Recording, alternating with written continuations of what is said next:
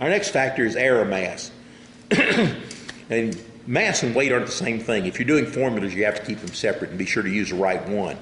But just thinking about you, anytime you hear mass, you can think weight, and it worked just fine.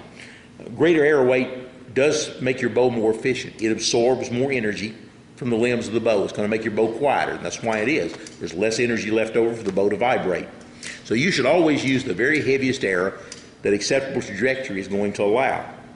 Now, even when you have every other factor in place, greater arrow weight always means you're going to have more usable force and greater penetration. But from a given bow, increasing the arrow rate is going to have a very, very little effect on the kinetic energy that you get out of the bow, but it's going to have a substantial effect on arrow momentum.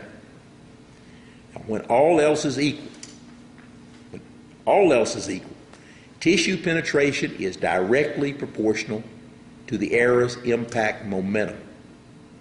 But you can't take that to mean that equal momentum means equal penetration, because the contribution that the arrow's weight makes to the momentum is more important than the contribution the arrow's velocity makes to the momentum. And this is a graph that shows just that. Unfortunately, this bottom line doesn't show up on this brick wall. It goes right along. You can see the numbers for it. It kind of follows the numbers. And this top line up here is the arrow momentum. Across here we have arrow weight. So at this end we have very light arrows. These are all shot from one single compound bow. In this area we have a transition where some of the arrows are from the compound and some are from the longbow. From here over, these were all shot with one single longbow. And if you look,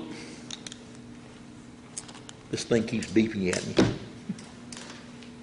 If you look at any given level of momentum up here and look where the penetration is. So we have even momentum, but you have very low penetration with a high velocity light arrow.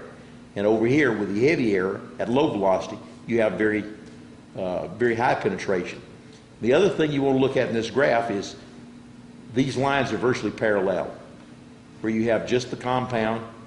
As the momentum went up, the penetration went up. Same thing over here. The two lines are parallel. As the momentum went up, penetration went up, maintaining that same relationship with each other. Now, just because someone always has to ask, here's the graph for kinetic energy for the same set of arrows along with the penetration.